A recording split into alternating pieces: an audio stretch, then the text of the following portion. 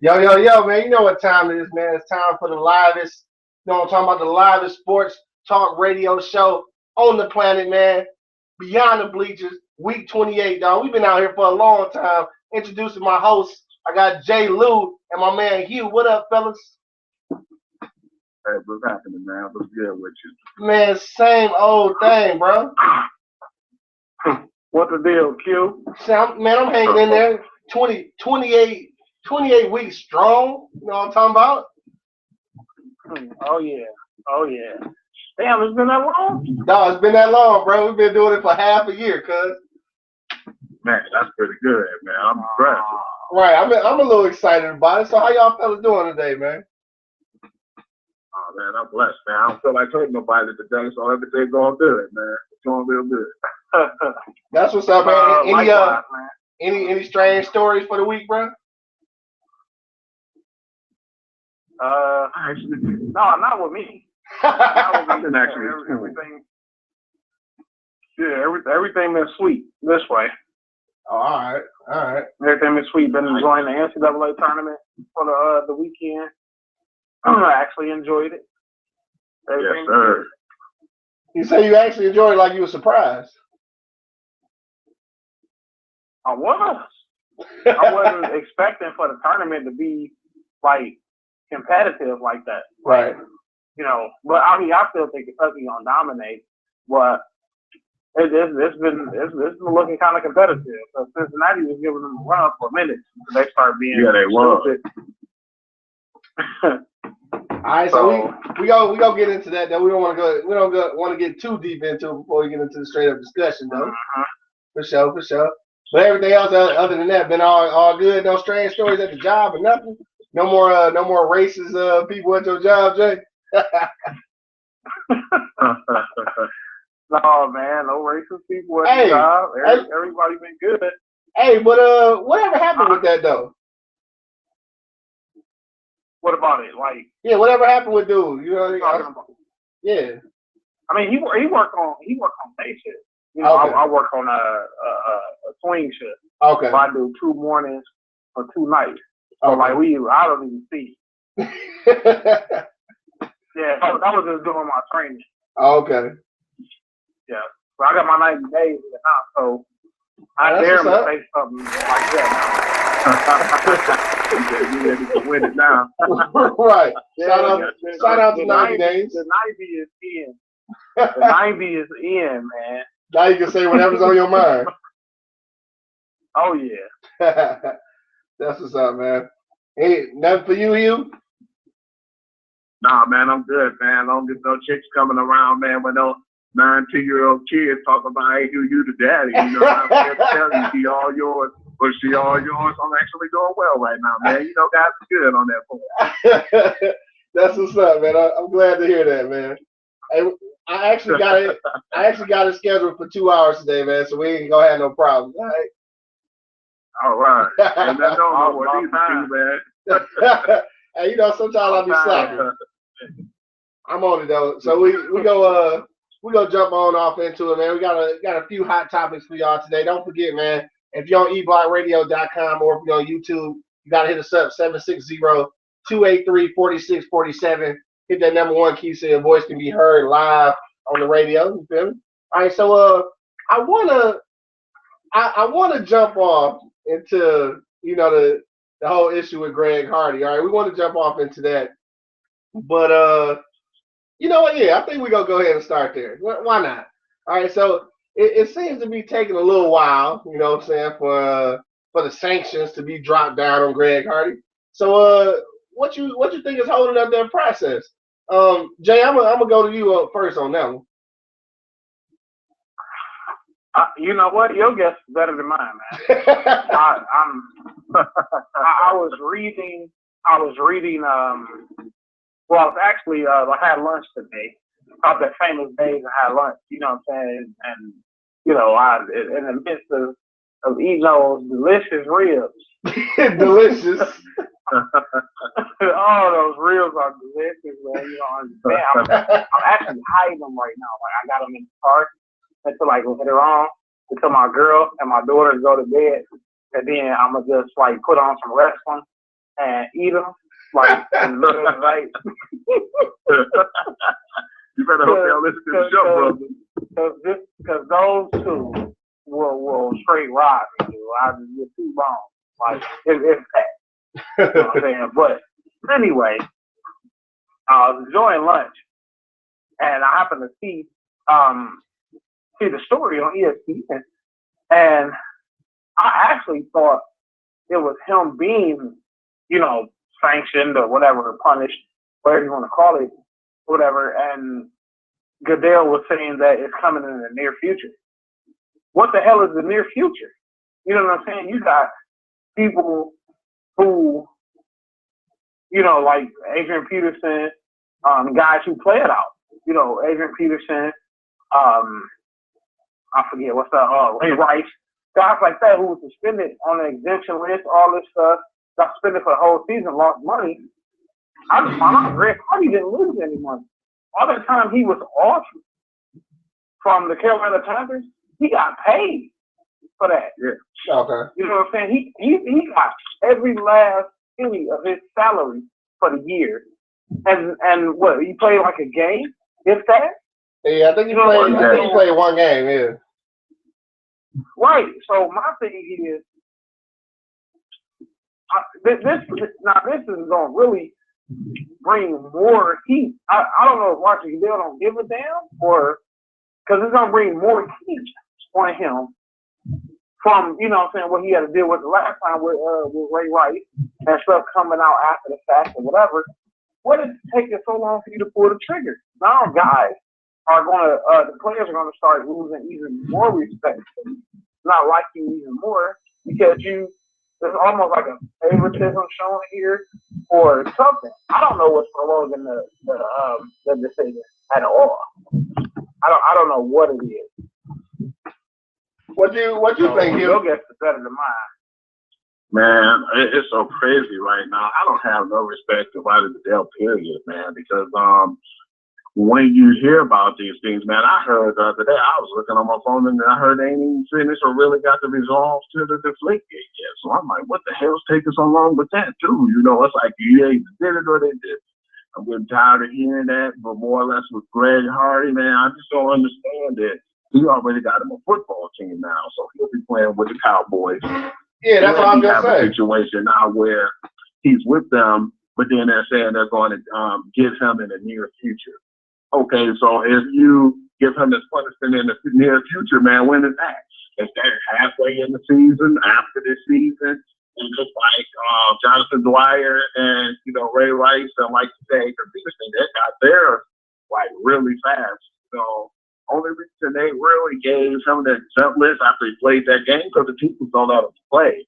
I think Ron Rivera got nervous and was like, oh, hell, let us go ahead and do something because I think that they'll react different to us if we let him continue to play.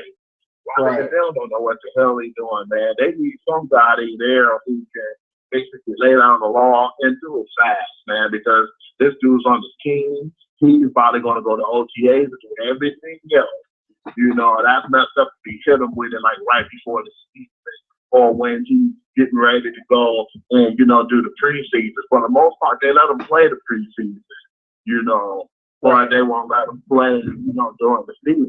I don't know how they're going to do this with him. It's still a distraction. It's going to be a distraction for the Cowboys. That's why I think that, the mayor have like kind of shunned them and threw stones at them because of that, but it's ridiculous. It's like, he's going to be a distraction now because not only is it they're getting laid down the law and giving us punishment, but now they're still trying to figure out how long it's going to be and when they're going to do it.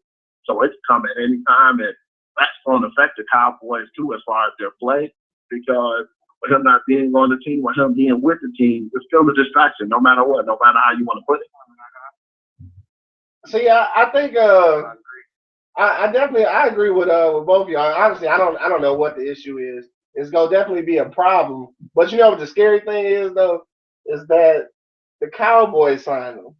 And I know this is probably when you think about the Cowboys, man, you gotta think about Jerry Jones, dog. Yeah. And I'm starting to wonder, does he have that much influence on the league that he can honestly give this dude a contract and Goodell go hold off this whatever he's gonna do. I guess we'll call it a reprimand or whatever you want to call it until further. Like what's the problem though? Like why you can't just come up with some kind of with some kind of reprimand, considering that this dude already been found guilty. Like it's not even a question.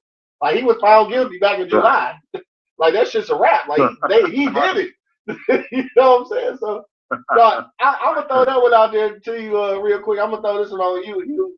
Do you think that Jerry Jones got that much influence on the league that he gonna kind of get away with this shit?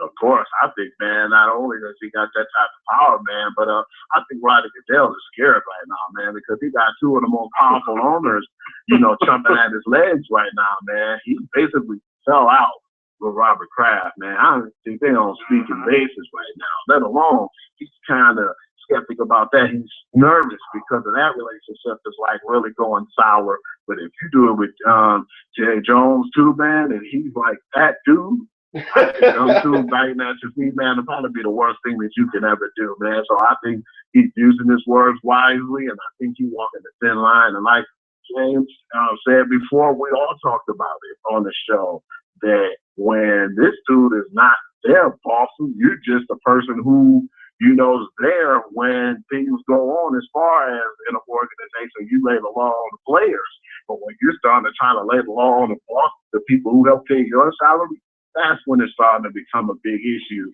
And I think he knows that he's stepping on that thin line, and that's what's making him scared. And I think right now he's pushing the panic button. Right. How much faith can you have in the commissioner if he's scared? That's a terrible thing to look at, dog. And I think that, if you're gonna start out setting an example, then you need to set that example across the board. It's got to be some kind of reprimand. Like this dude got a contract. I don't care how they say it. If they say it a different way, like the details ain't disclosed yet, or if everything not final. But this dude got a contract, and they toss other dudes out the league. Shit, Darren Sharper got 9 years. No, Darren Sharper like the NFL Bill Cosby, bro. How you gonna be dropping roofies? You want to put it that way? Yeah, he is. He is, man. That's terrible, bro. That's just straight up terrible. Yeah, that dude was a lunatic, man. Yeah, that's a bad deal. He was raping them chicks across the world, man, and then still going on NFL Network critiquing the characters of some of these players. Like, how you go critique the character of me and you giving chicks drugs and raping them? Dog, for real. Around the world, dog. Arizona, Vegas, Los Angeles, New Orleans. It's like, come on, man. Right. A bigger hypocrite than I ever know. For real, man. And it's not even funny. Like, I'm laughing, but seriously, it ain't even funny, man. Like, I don't understand. For one, as an NFL player, I don't even understand the necessity to do shit like that. But pretty much. Right, pretty much. You come here with your little couple dollars. Everybody know you play football, man. That's your drug right there, bro. But anyway, we'll leave Darren Sharper alone. We got 9 years to think about it. You know what I'm saying? But this whole Greg Hardy situation, dog, it's gonna be an issue not just for the Dallas Cowboys, but for the whole league, dog. They under fire since last year, and this is not making it no better. So I'm not sure what's gonna happen, or especially for anybody that's coming after this that might need to be reprimanded. They go get the the sharp end of the stick, man. I think that's unfortunate, but I don't think that Jerry Jones should have that much like pull over the league to do some shit like this. I don't think no other team could have signed this dude. See, this thing, man. Now when I think about Roger Goodell, especially how everything went down with the Ray Rice case. When I think about Roger Goodell, I think about the Iron Man 3 movie. And everybody who hadn't seen the Iron Man 3 movie, I mean, I want y'all to listen to the show, because y'all haven't seen it yet, but it's about to be a spoiler right now. So I'm just letting y'all know, because I want to compare this. So for the people who have seen it, can understand what I'm talking about. The villain in Iron Man 3 is supposed to be called the Mandarin. He's supposed to hold these powers. He was like a terrorist or whatever overseas. And, you know, he was doing all this terrible stuff and doing all these crimes and everything like that or whatever. So Iron Man's job or whatever was to track him down, end up tracking him down, found out that the dude was a fraud. He was just a puppet, just a front for what was really going on underneath everybody's nose. You know what I'm saying? Somebody else is really controlling the whole show. And what this is really showing is that Roger Goodell don't run the show. And people look at it as commissioner or whatever. He ain't no Vince McMahon. You know what I'm saying?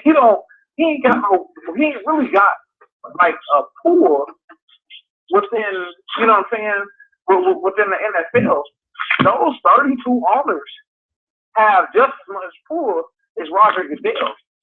They tell him what they import, because their money is what's paying him. You know what I'm saying? The owners pay him. So my thing is, if I'm an owner and, you know, this guy can be a great addition to my team or whatever, you're going to do what I ask you to do. Or, you know what I'm saying, by me being Jerry Jones, I got that much power, we going to vote your ass out. Like, simple as that. You know what I'm saying? So what you're really seeing right now is the lack of power that Roger Goodell really has. Because if he had that much power, he would have been put a sanction down, like you alluded to, Hugh. Yeah. The dude got found guilty last year. Last year, though. July. Yes. And then they went to trial. He what was it, like the trial got dismissed or something like that because they couldn't find the girl no more. Like he paid her off and sent her somewhere. Like she gone. You know what I'm saying? Like they can't even find her. Like she was in Lazarus somewhere. She got paid. She out. Like I ain't testified shit. I'm gone. This thing that gave me a couple pills. Right. I'm out. You know what I'm saying? But my thing is, he was still, you know what I'm saying, initially found guilty. They just couldn't, you know what I'm saying, when they was trying to go to trial, they started witnesses gone. You know what I'm saying? So he's still in violation of the rules that were set in place for the athletes. So what the hell is the issue? So now, you know, all this talk of, yeah, he was gonna get fined and blah blah and any day now or whatever. Now he signs with Dallas. Yeah, in the near future. Right. What the hell? What kind of statement is that? In the near future. Right. If I was the dude who just took an illegal substance that was in a fucking protein shake, you know what I'm saying? I would be pissed off right now. Exactly. I'd be mad. I'd be looking for Roger Goodell. Like, you know what I'm saying? Like, yeah, dude beat his chick up. Exactly. You know what I'm saying? Like, choke her, about to kill her, and I'll drink a protein shake with one little ingredient in there that's banned, and I'm, you know what I'm saying? I done lost money, everything. It's absurd. That's the power. Like I said, we've seen the power. Who really has the power within the NFL? And it's the open. Yeah, and we see him go crazy before over that too, James and Q. Remember, we've seen him and we heard his ignorant ass say things like, "You should know what you're putting in your body. I don't care who gives it to you. You still got those 8 games." To dudes who take a protein shake with probably ephedra or something that jacks you up Did it keep you going longer? But if I push my girlfriend or push my wife on the bed with guns on it and tell her or threaten to kill her or beating up on a woman, physically abusing them, you don't know how much of a punishment you're going to give me. I don't understand, man. He got the game all messed up. Shit, my man got away with one. I mean, basically, that's the only way you can look at it. He got away with one. And now the league just kind of making like, hey, you can beat your bitch, but you better not take no protein. You know what I'm saying? Crazy, man. Crazy, man. Shit's real out here.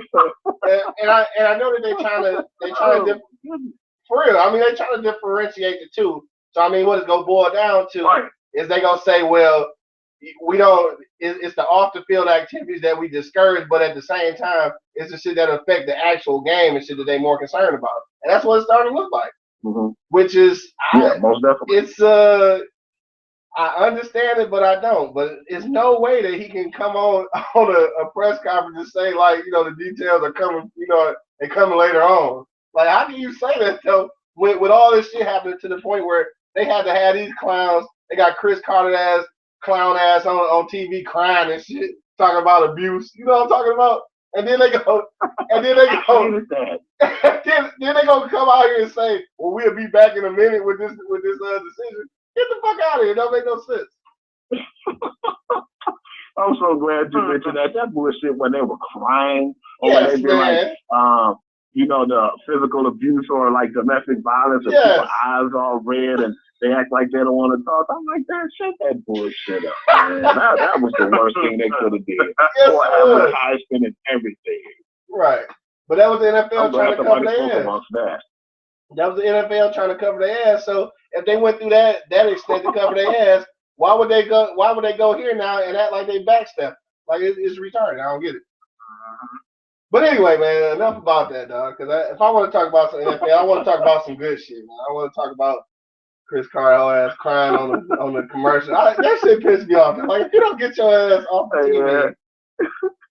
I don't got no love for just time to dumbass, man. I don't respect that commercial. Hell no. Man, all right, we gonna move right along, man. Don't forget though, if you're checking us out on eblockradio.com or on YouTube, you can hit us up 760-283-4647. Hit that number one key, man. How's your boy? Got my man Jay Lew and Hugh holding it down, man. We gonna switch gears though. All right, so we're gonna get off the NFL. We're gonna go over to that hardwood, man. Before we jump off into that NCAA tournament though, we want to talk a little bit about the NBA though. So we hinted on this last week. Didn't ever really get a chance to jump on it because we was having such a lively conversation before the Empire finale. But yeah, so it was great. Which was great, by the way, right? Great. Most definitely, good, by the way. Right. Hey, look, before we go to the playoff format, though, I just want to ask, man, did Malik Yoba really get fired for smoking crack, man?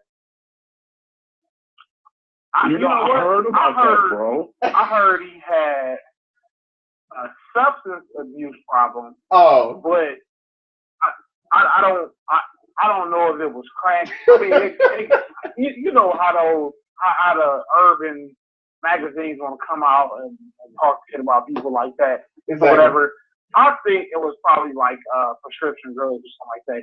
He was messing up. You know what I'm saying? Okay. They say he was like on the set, real belligerent, talking with people and stuff like that. Yeah. Oh, okay. He was like real hard to work with. So I'm gonna kill his ass off. Right, exactly.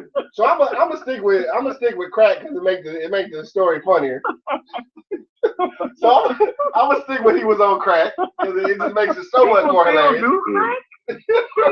Yeah. Like if you getting paid that much money, I'll probably be money. Like when you used to say back in the day, crack is whack.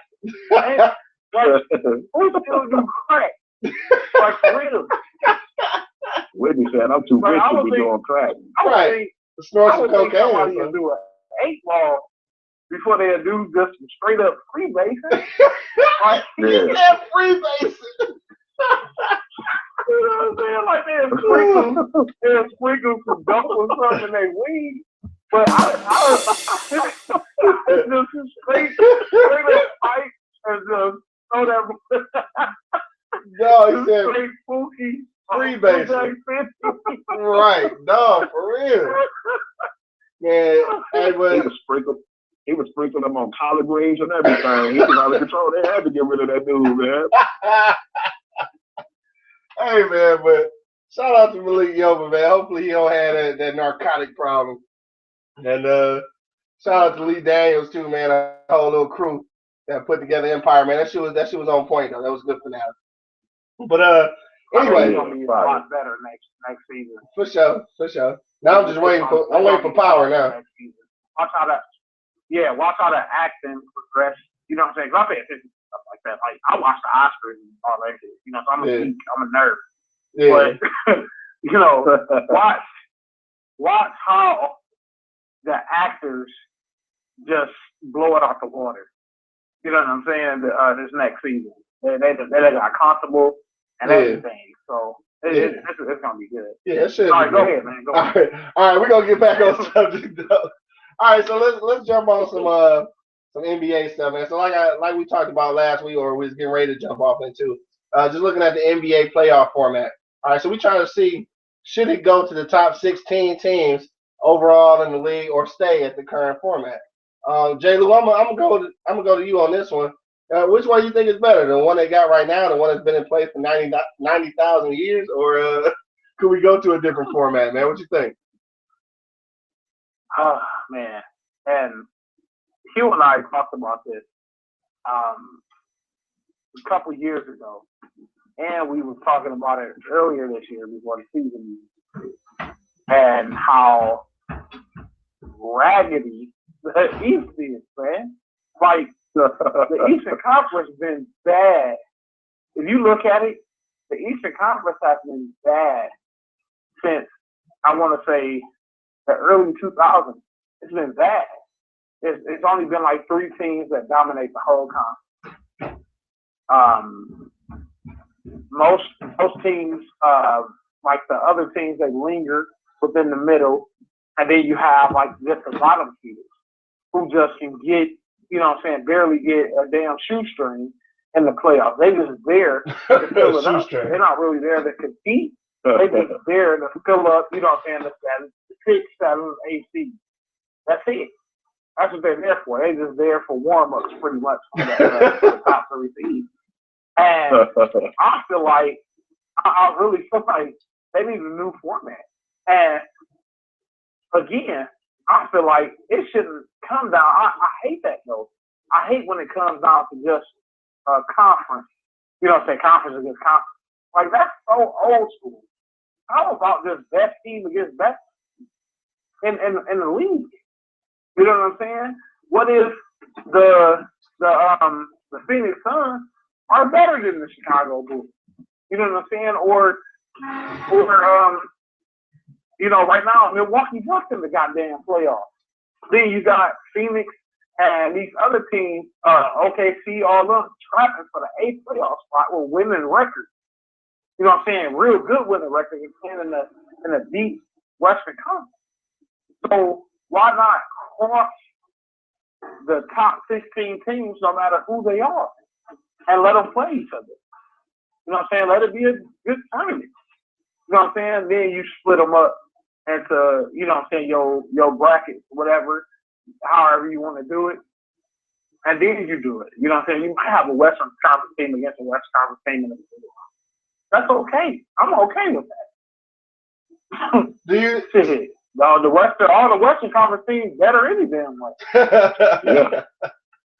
What's up? I mean, I'd rather see Portland and Phoenix in the first round, or you know what I'm saying? It'd be a more entertaining one than watching the damn Milwaukee Bucks against the Chicago Bulls. You know what I'm saying? Like, I want to see that. Seriously, ain't nobody about to watch that. For real. So I feel like that junk is just so, you know, archaic. Just in the past, man. It's cavemanish. Get rid of it, and you know, get a new format within the next 2 years or so.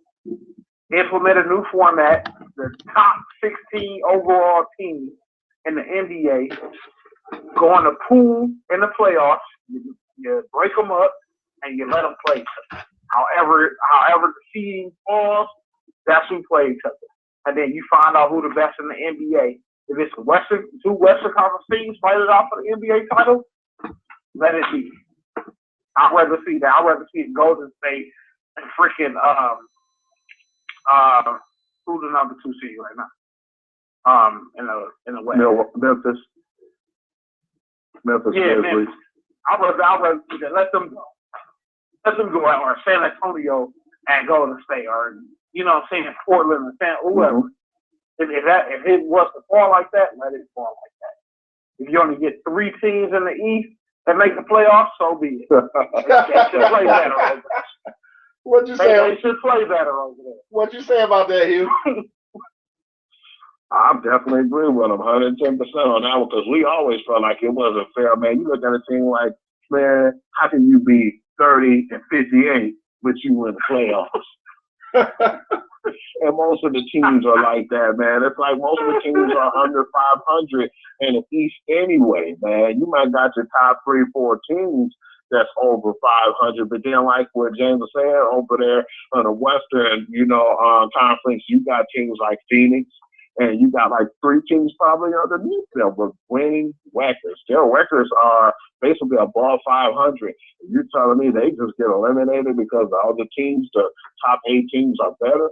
But then when you turn around, you got only 4 really qualified teams in the East, and the rest of them are under 500. I think that ain't fair. It would definitely be better to just change the format and have it the best teams in the league with the best records play each other, man. You always want to see the best, man, because most times when we see like the finals, you see the 2 best teams. But, man, we want to see, period, like the best teams in basketball. We don't want to see a 1 seed in the East play an 8 seed who not even 500, and they're going to sweep their ass anyway. We want to see the best teams play each other. Because that is so bad, man. We be seeing that like, man, this team going to be swept. They don't even really put up a challenge, man. If you can't even win a game, it's ridiculous, man. So it's like, just get all the sour grapes out of that, man. We need to go ahead, dissect it like that, get all the bad teams out. I don't care if you're on the East or the West. Mm-hmm. But see, I didn't mean to cut you off, Hugh. But I don't understand that. What is that shit? It goes back to the everybody should be rewarded or everybody should have a chance. Shouldn't go that way. Type mentality, right? Like when the kids, like I'm for real. Like my woman sitting out there, and I'm pretty sure I'm a married woman, and we have another kid, and it's a boy, and of course I'm throwing you in sports. Okay, she's gonna be mad at me because when they do the participation trophy, I'm gonna tell them, if you don't take that shit back up there, you know what I'm saying? If you haven't earned it, then why take it? So my thing is, why are teams that's under 5? We see it in football all the time. You know what I'm saying? Just because they wanted to beat the Atlanta Falcons, they didn't deserve to be in the playoffs this year. 7-9. 7-9, and just because they won a sorry ass division, they hosted a playoff game. Right, they hosted it. Yeah, so my thing is, why not take the top team in the whole league? You had the Philadelphia Eagles didn't even make the playoffs. You know what I'm saying? They was 10-6. That is ridiculous. And then you have teams over in the AFC that didn't make it either. And they had winning records.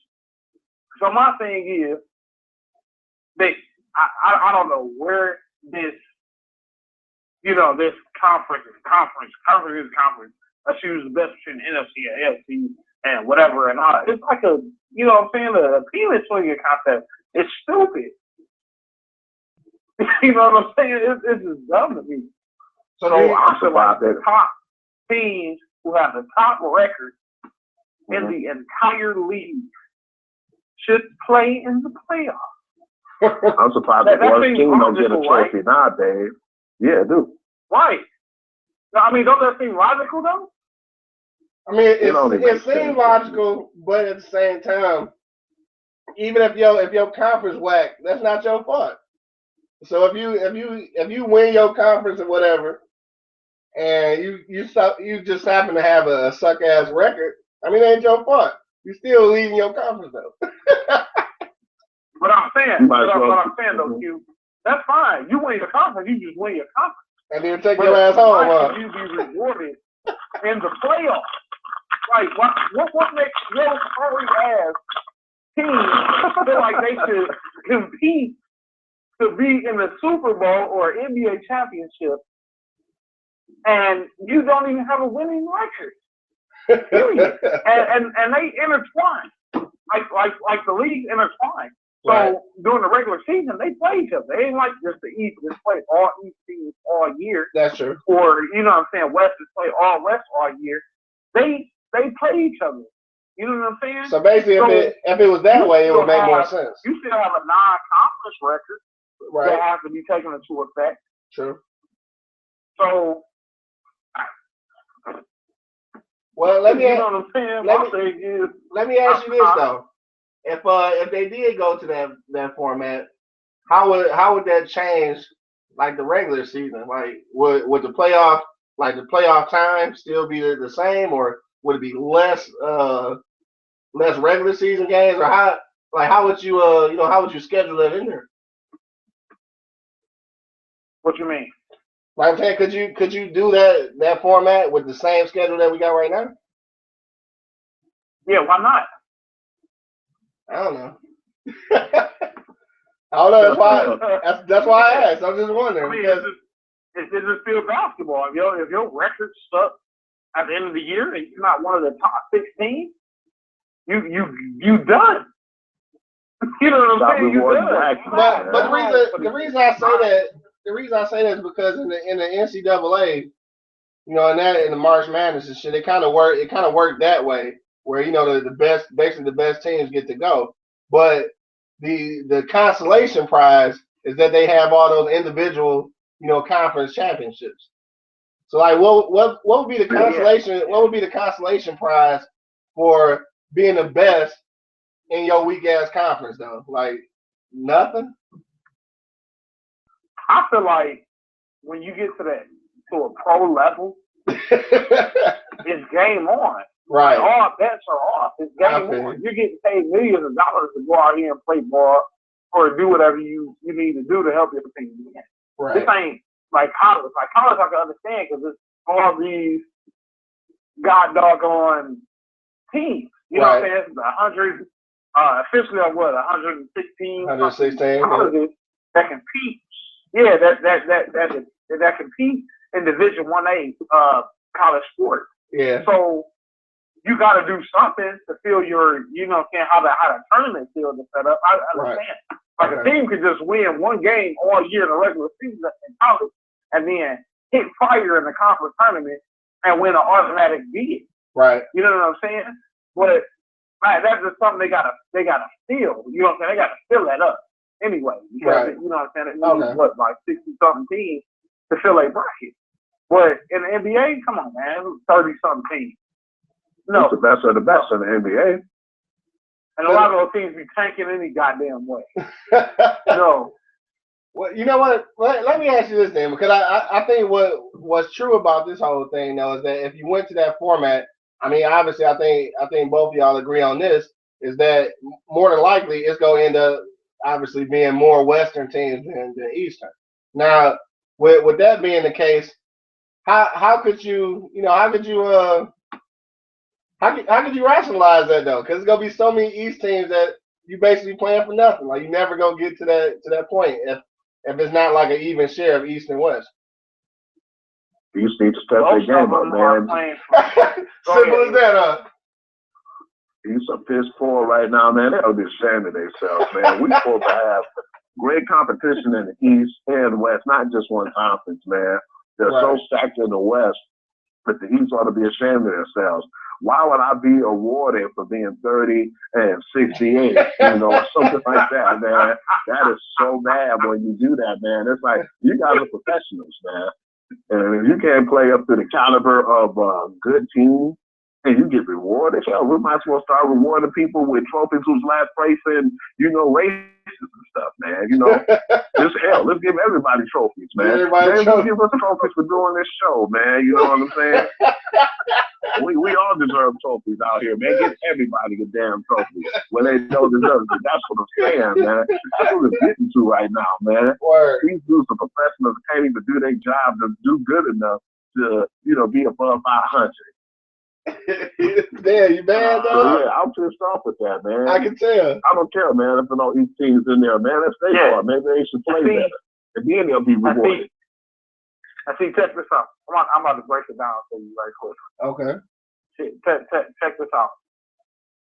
In the East, you got your top, your bottom three under 500. Milwaukee 35 and 36, the Heat 32 and 38, the Celtics 31 and 39. The teams have still got a chance to get in the playoffs right now. Oh, they on playoff runs now. Right, at 30 and 39, 30 and 40, the Indiana Pacers, and the Nets at 29 and 40. Only a couple games out of the last playoff spot. Over in the West, everybody is at least 11 games or more over 500. Impressive. And then you got the top two that's out of the playoffs right now. The Suns and the Pelicans are 38, and the Suns are 38 and 33. The Pelicans are 37 and 33. That's crazy. So, and then hold on. And then you have just the bottom feeders like the Jazz, Nuggets, Kings, Lakers, Timberwolves, or whatever, who hasn't played good, but they're not going to get rewarded. Like, it's nothing they can do about anything. So right now, I'm about to break it down to you. Break it down, then, Jay. 3, 4, 5. Okay. 6, 7, 8, 9, 10, 11, 12, 13, 14, 15. So you would have, out of the 16 spots right now, you would have 7 Eastern Conference teams in the playoffs. Right. Out of the 16 spots. No, dude, when you that is absurd. Calm down, Jay. Calm down. That is absurd.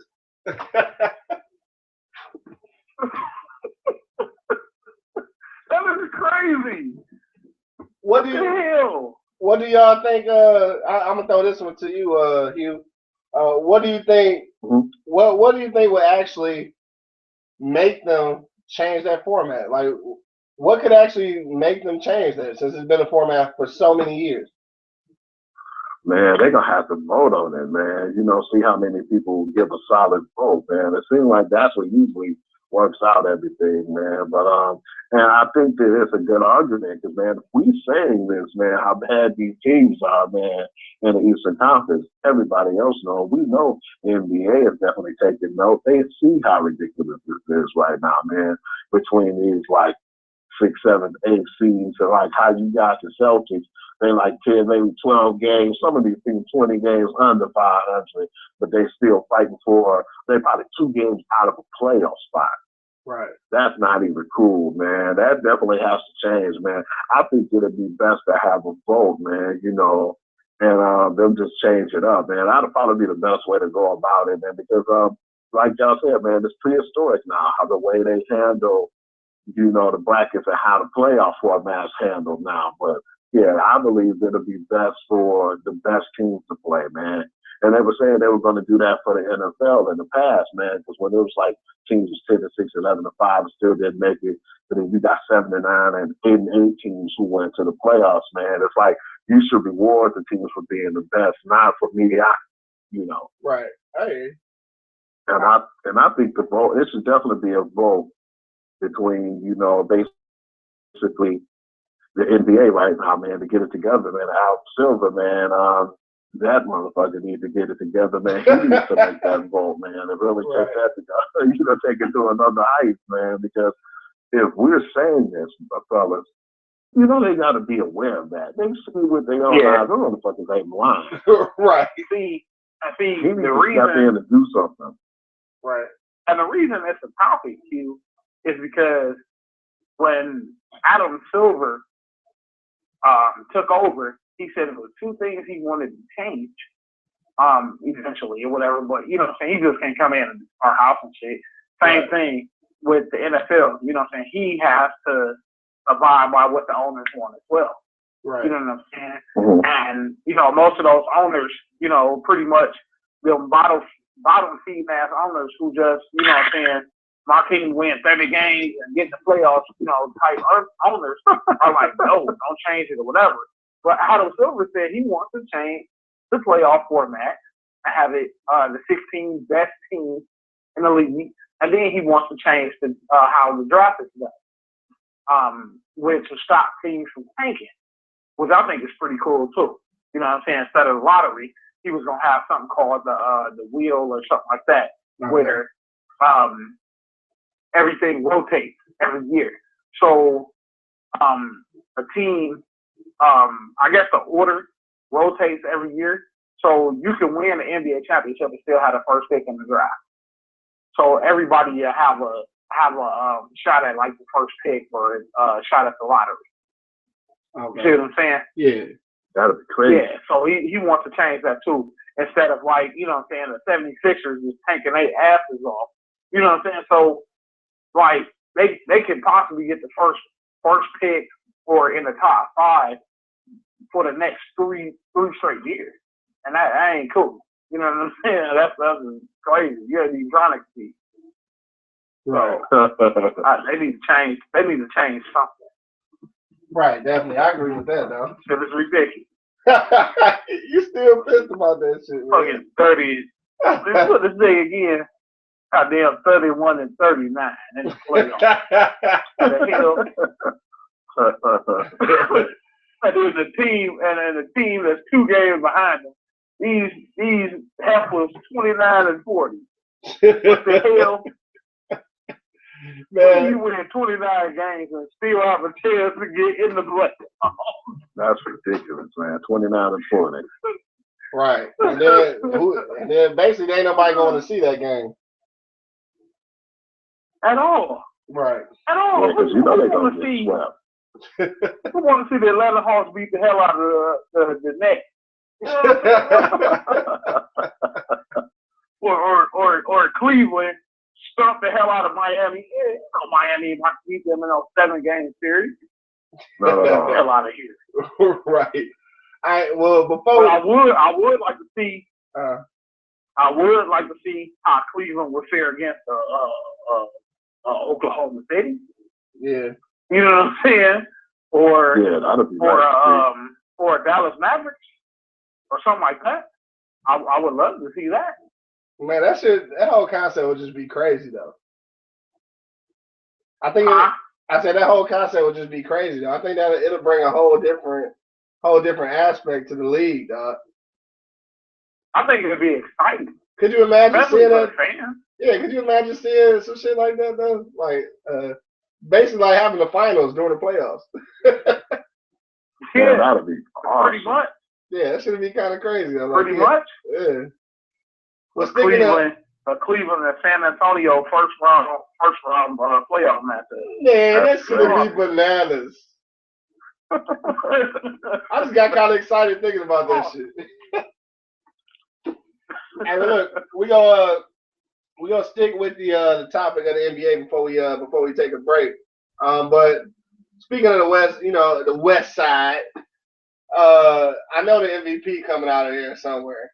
So I'm gonna go with you on this one, Hugh. Who you think leading the MVP race? I'm feeling kind of sad right now, man. I feel a little bandwagonish right now, man. But, what I feel like right now would surprise the hell out of me because I know my choice is scattered everywhere. It's on flip-flop right now. I still appreciate what James Harden doing, and I think that he's doing a good job because he was holding that team down without Dwight Howard, who's supposed to have been one of their bigger players. And it's like, you have a guard play now, and man, it's like your ass is like on the back of a milk carton. We don't know where the hell he's been. Even when he was playing, he was on the back of a milk carton, man. Disappointed in hell right now, and I know he ain't been playing, but hell, it ain't been like he changed when he was playing. But I'm going to have to switch sides, man, and I'm going to have to say, and it's still on the West, though, the best team with the best record, man. I'm going with my man, Steph Curry, man. Yeah. Okay. That's a legitimate pick. Jay Lew, what'd you say, bro?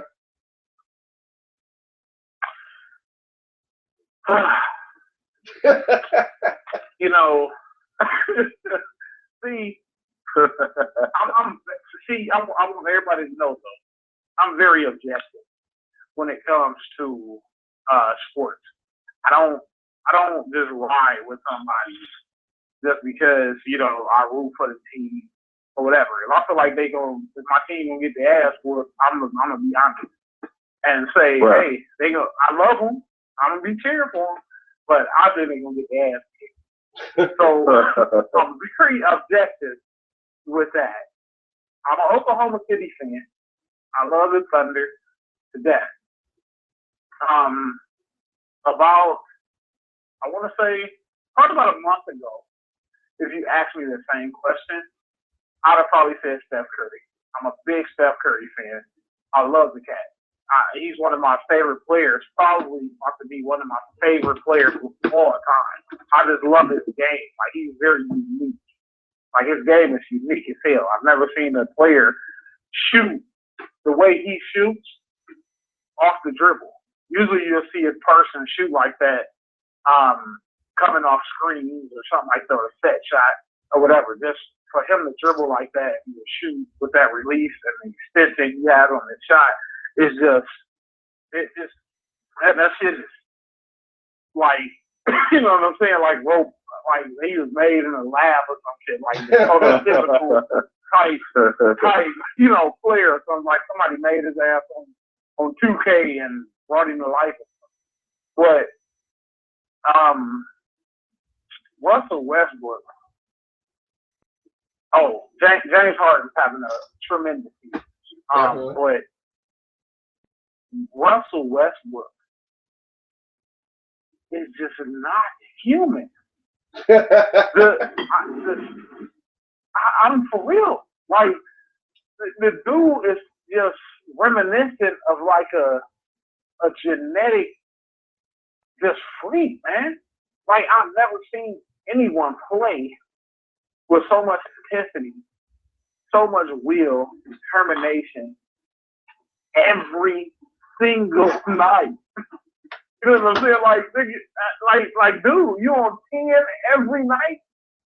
Like, every night, you just giving 110%. That just seemed like to us, you know, we would want to give 110%, but shit, if we played 4 games in 5 days, we'd be tired. By that 5th day, that 4th game, we'd be drained. I said, y'all, you gonna get out of me by 10 points, you know what I'm saying? You know, Russell putting up 40, you know what I'm saying, 40 and 15, triple doubles. He done had, out of his last, what was it? I just looked it up yesterday. I think the last 14 games, he's had 10 triple doubles in the last 14 games. That's unreal. That is unreal. You know what I'm saying? And how he's willing his team to win and stay in a playoff hunt and to get a playoff spot or whatever with all the injuries that I'm dealt with. You know what I'm saying? He had to deal with his own this year. You know what I'm saying? He's been hurt twice. broke his hand. Then the night after he comes back from breaking his hand, he gets a triple double. Right. You know what I'm saying? And then he breaks his nose or something, or hurt his eye or something like that. Was out for a while. The dude is just outstanding. He's my MVP pick right now. I don't give a damn where the season is. I feel like they're going to give it to Steph Curry. I think Steph is deserving of it, but like I said, my pick, if they really looked at it, they'd be like, "Oh man, ain't no way we can get it to Russell."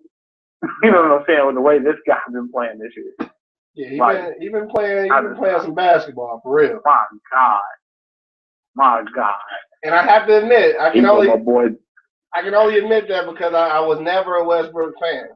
I actually didn't like Westbrook. Mm-hmm. But a lot of people didn't like him. Yeah, so this year he made me a believer. I can't lie. And you know what? When you said that he on 10 every night, dog, you know who remind me of, dog? This is a throwback for you, dog. I'm gonna switch to sports on you. But dog, he remind me he like the John Randall of the NBA. Dog, John Randall never had an off switch. Ever. Oh man. Dog, ever had an off switch, dog. 110 every down, like shit crazy. And that's how Westbrook is, dog. He like the John Randall of the NBA, dog. His intensity is ridiculous. I've never seen anything like it, man. He like I said, it's like the dude was made in the lab. Like he's not human. Like if you cut him like some oil or some, you know what I'm saying, some kind of chemical or something, fly in his arm. Like no blood to come out, and like he started malfunctioning and shit. Right. Hell no.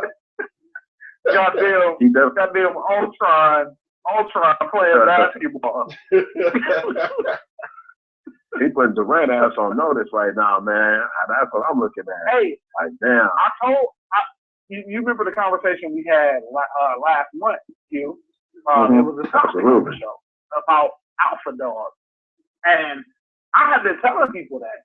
I'm like, Russell Westbrook, Kevin Durant would feed off of him. You know what I'm saying? Like Russell Westbrook just, something happened on one end of the court. Westbrook can get the ball, look at Durant, and be like, I'm about to dunk. I don't know what you gonna do, shoot your little threes, but I'm gonna let them know they ain't about to come in our house and try to punk us off. So I'm about to go dunk on this big ass 7-footer right quick and get the crowd going and let's go. Right. You know what I'm saying? That's his mentality. So it's like, like you said, he's putting Durant on notice. Like, dude, I want this to be my team. I want it to be our team. But if you don't want to take over like this, then I'm gonna do it. Right. Yeah, that's some craziness right there, man. But yeah, them the MVP picks right there. I'm gonna have to roll with you on that one, Jay. I am feeling my man Westbrook though, but as you mentioned, it could still go to Stephen Curry though. It could definitely happen. But my vote though is gonna be for Westbrook though. But on that note, man, we an hour in, so we're gonna take a small little commercial break, man. Don't forget, if y'all checking us out on YouTube or on eblockradio.com, hit us up 760-283-4647. You know we coming back, man. We gotta talk about some March Madness, man. It ain't over yet. Still got a little time left, man. We back in a couple minutes, man. Holla at your boy, dog. You know what time it is. Pay these bills.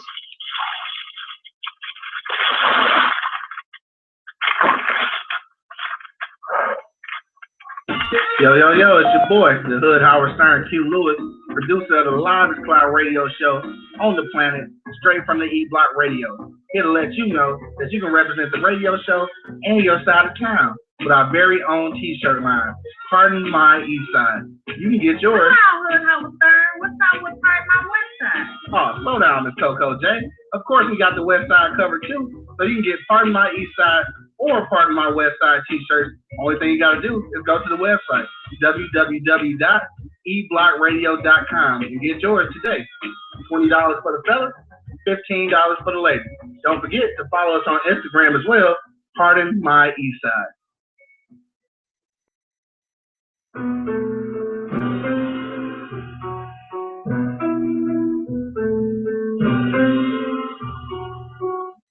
Witness the black tie experience. Black tie photography, servicing all of Metro Atlanta area. My name is Cedric Pitts, your photographer. Check out our website at www.blacktiepictures.com or like our Facebook page, facebook.com/Black Tie Pictures. Let me capture your professionalism in class, and you will have the ultimate black tie experience.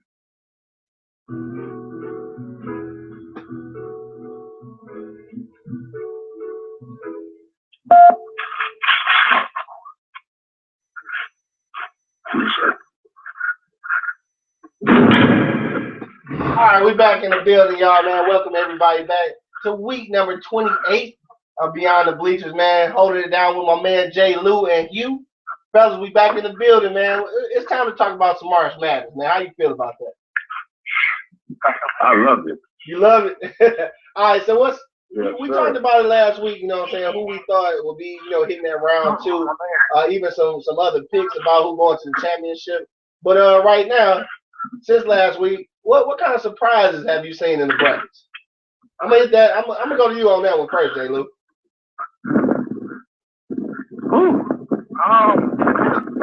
So I have a couple of surprises. Gotta go back to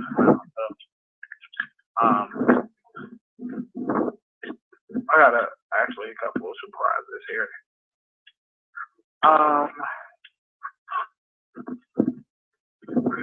Well, my first surprise definitely has to be Michigan State.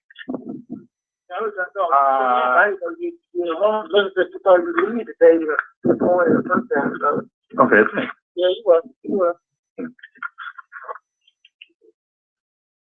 Hello, we good? Yeah, we good? Y'all there? What happened? Oh yeah. Oh, okay. Somebody made a lick stuff wrong. It's all good. I just got my packet from Singapore, wherever the hell it came from.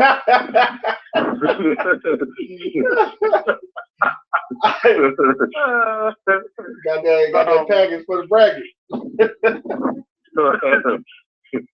Oh yeah, man. One of my surprises of the time, man. I said Michigan State. They playing like they're about to get to the Final Four right now. I believe it. Man. They bracket isn't that rough. I think they're going to beat Oklahoma.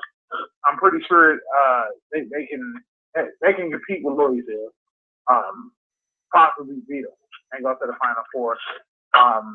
But they're playing very good right now. Izzo got those boys just focused.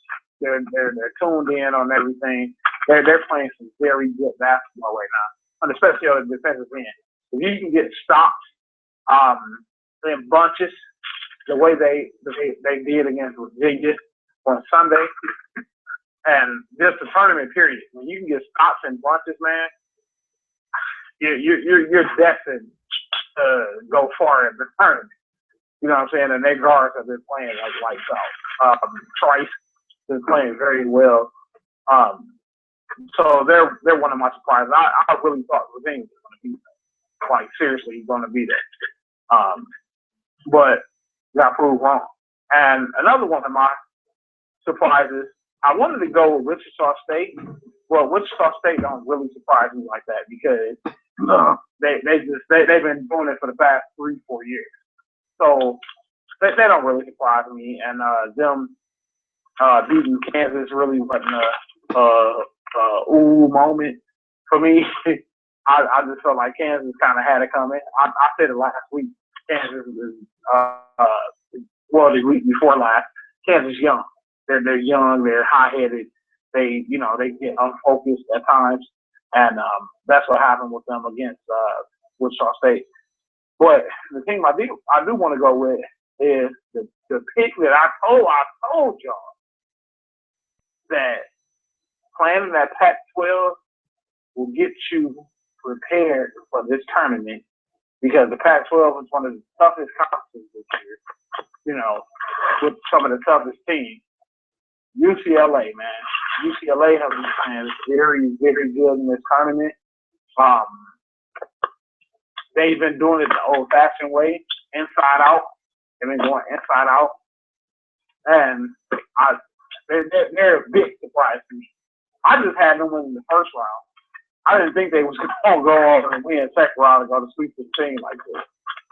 You know what I'm saying? So, hey, those are my two surprises right now in the tournament. Okay, what you say, man?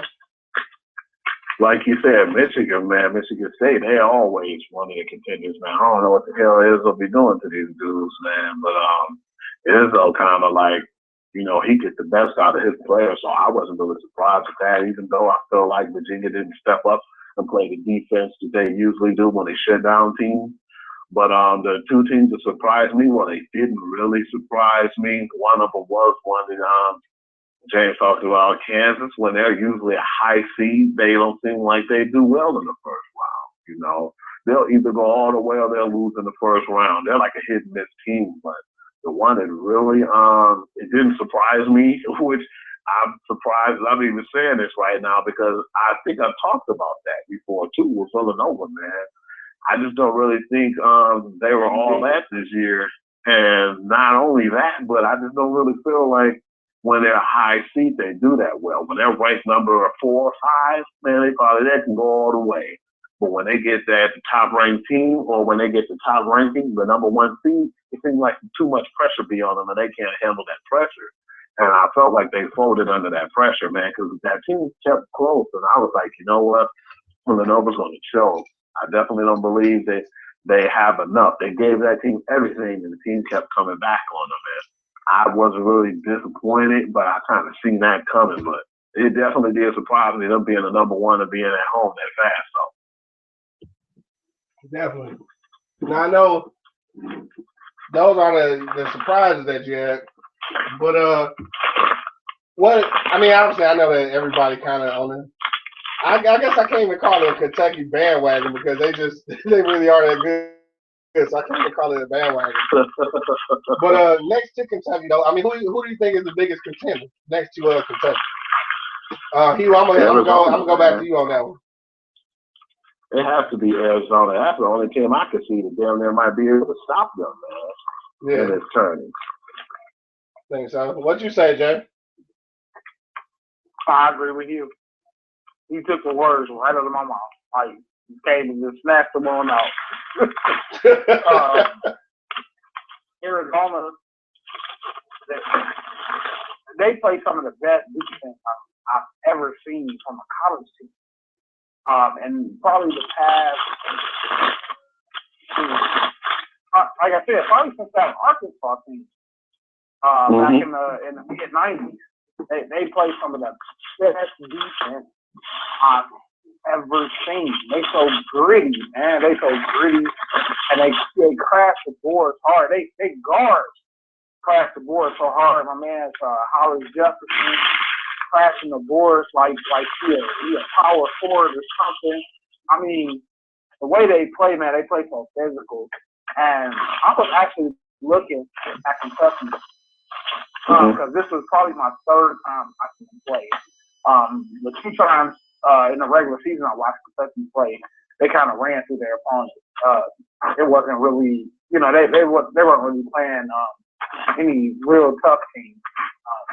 When I saw them play, they weren't playing really tough teams. But when Cincinnati played them this past weekend, Kentucky has an issue with teams being real physical with them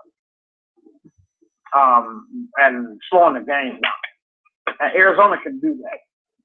And I think if Arizona gets to that, gets past Xavier, which I think they gonna get past them, and then they would probably have to get past like a Wisconsin or whatever, which I'm hoping North Carolina knock their ass out of there. I thought Oregon was gonna do it. I thought Oregon was gonna do it, but Wisconsin figured them out. But I don't know. I just feel like it's gonna be a Arizona Kentucky kind of 4 right there. And you know, I just feel like they're the biggest threat to win this whole thing because of how they play defense. Right. All right. Well, I can dig that, man. But we go jump a little bit forward to the Final Four in just a minute. But you think that Michigan State can be in that mix? Jay? Be in the mix for what? In that group that you think might be able to actually take down Kentucky. No. I don't think so. What? I think Michigan State probably 2 years ago, that team 2 years ago could probably compete with this Kentucky team. But for what Michigan State's in a good bracket right now. They lucked up. They're in a pretty good bracket, but they have been playing good. So, you know what I'm saying? It ain't like they wins have been lucky. Their wins have been very impressive. You know what I'm saying? But I just feel like playing Kentucky, man, when your 7-footer can guard your point guard, it's an issue. Like, you know what I'm saying? Right. Like, Cauley Stein from Kentucky can guard point guard. Right. You know what I'm saying? Still rebound the basketball. Still have double-digit rebounds. That's hard to beat. You know what I'm saying? So I just feel like Michigan State's not physical enough to play with Kentucky. They just they're not a threat at all. Kentucky will run right to them. All right, so win by 20 points or more. Damn. All right, then I hear you. What you say, Hugh? You don't think they don't have a chance in hell either, Hugh? What you think? Not really, man. Not against Kentucky, man. Only team I can see going blow with them is Arizona. And I look at it like, man, they could beat Arizona, then I see them winning it, you know. But it's definitely going to be between them two teams, man. Even though I love Michigan State and what they're doing, and I like the fact that Izzo get everything he could out of his players, man. But I just don't think that they have enough guys who have, and they have the talent, but not as good as they used to. But at the same time, it's like, Kentucky on a whole nother level. Like he said, they got athletic big men. The guards are good, man. It's like it's not really nothing that's stopping Kentucky. The only problem is, like he said, man, when Cincinnati plays on physical, I was loving that game. I said, okay, maybe I'm about to eat these words because this team right now is giving them a challenge. And not only was they giving them a challenge, but they were basically sticking it to them at first. It's just they ran out of energy. You should not put out of energy, and you can't, miss as many shots and make as many mistakes as Cincinnati had to compete with Kentucky. You damn near got to be a perfect squad, man. Right. And I think that they just don't have enough talent over there to compete with them. Not saying that I wouldn't want to see that. I would love to see State go and do well against them. I just don't think they had the talent. And the recruiting class did Tyler Perry always seemed like he has, man. So, yeah, that's the only thing that keeps it State away, man. All right. That's the only problem I have with State competing against those guys, man. All right, well, I guess y'all both agree that Michigan State don't have a chance in hell with Kentucky. But before we make those Final Four predictions, I did just want to stick on the state topic for a second, and just talking about Izzo though, man. I think I'm gonna throw this out here to y'all. But I think because of the Spartans tournament play, I think most definitely. I don't know how he does it, but I think Izzo is probably one of the best college coaches anyway, coaching right now. I mean, what you think about that, Jay? I wouldn't know. Well, my validity of knowing sports would be punished if I said no. You know what I'm saying? Because everybody knows that Izzo is the man. I'm a big fan of technicality, and I'm a big fan of coaches who coach their teams the right way and get the most out of their kids. And Izzo is definitely one of those guys. Even in the regular season, how you can see the team, you know, and they don't play as good, and you're like, man, this team kind of, you know, ain't that good this year. And everybody's telling them our face. They might not even make it into the tournament this year. They have a tough year. They're a young team. The seniors they got on the team aren't really leaders. They haven't been playing good. This ain't got this, ain't got that, blah, blah, blah, blah, blah. You know what I'm saying? And the one thing I said was they got Izzo. Mm-hmm. Izzo can coach his ass off. And that's exactly what he's doing, man. Right. He's coaching. He out-coached. I watched the whole game Sunday. He out-coached that Virginia coach so bad. I mean, just so bad, man. I was looking at this like, wow. Like, he is just straight out-coaching this guy. I mean, finding mismatches in certain areas, man. Stopping their runs, because Virginia went on a little run. Michigan State was up by like almost 15 points at one point. And Virginia made a nice little run. I think cut it to like 8 or 7, something like that. And it's a hard timeout. They come back out, man. Michigan State go right back up by like 12. This took the jugular. Went right for the jugular.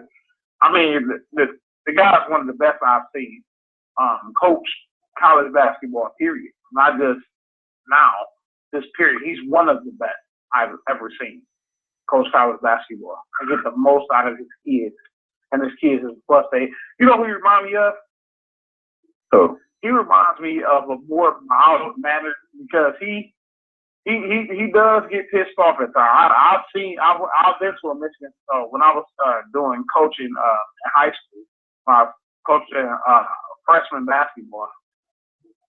We all went to Michigan State and we went to like a practice or whatever, a little coach's clinic, whatever, and saw Izzo coach, and he gets in this player's butt. Like, he really fusses at them, like, to the core.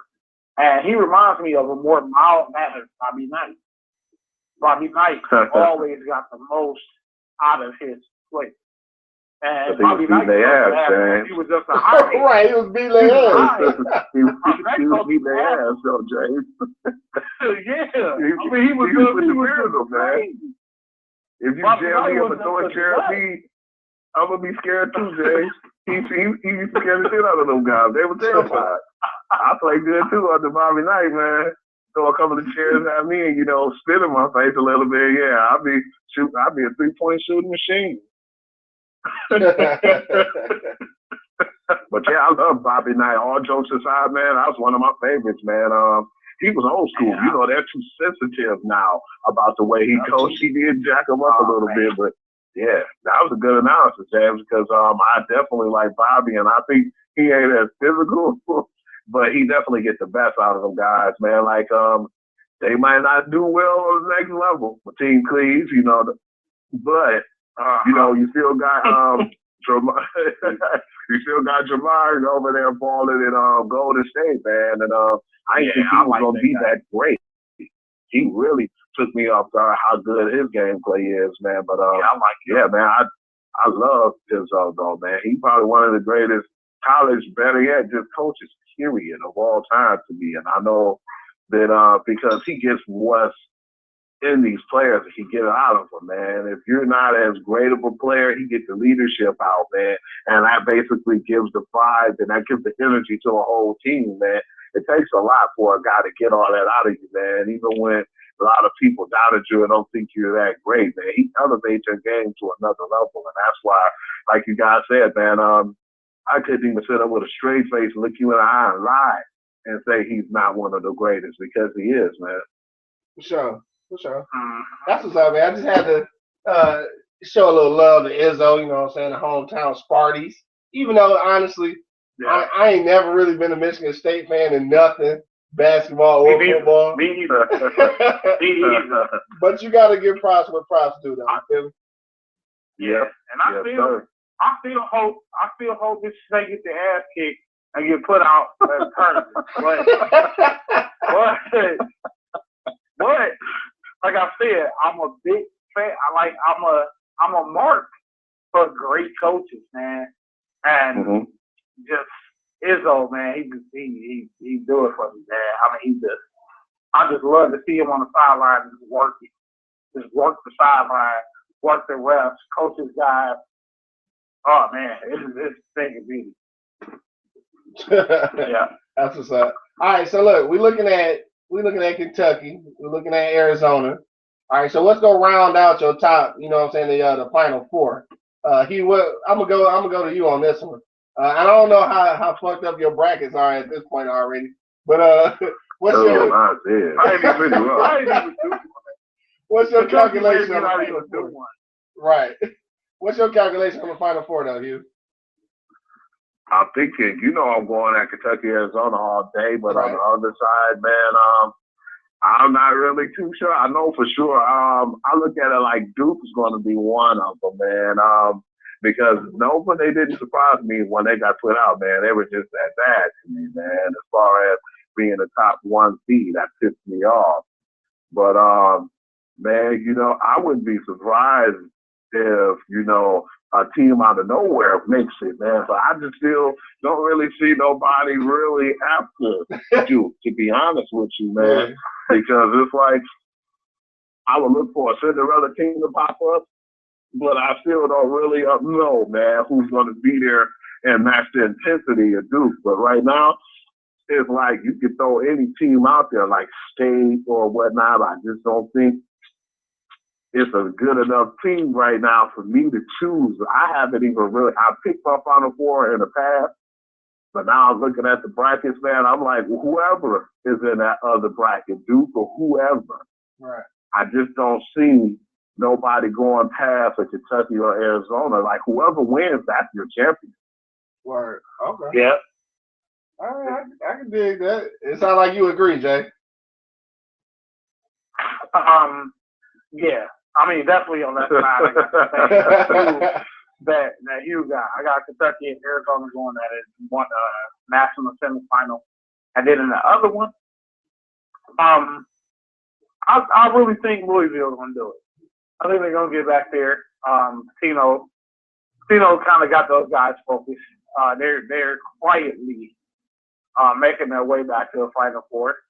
So I got Kentucky there, but I got a sleeper, man.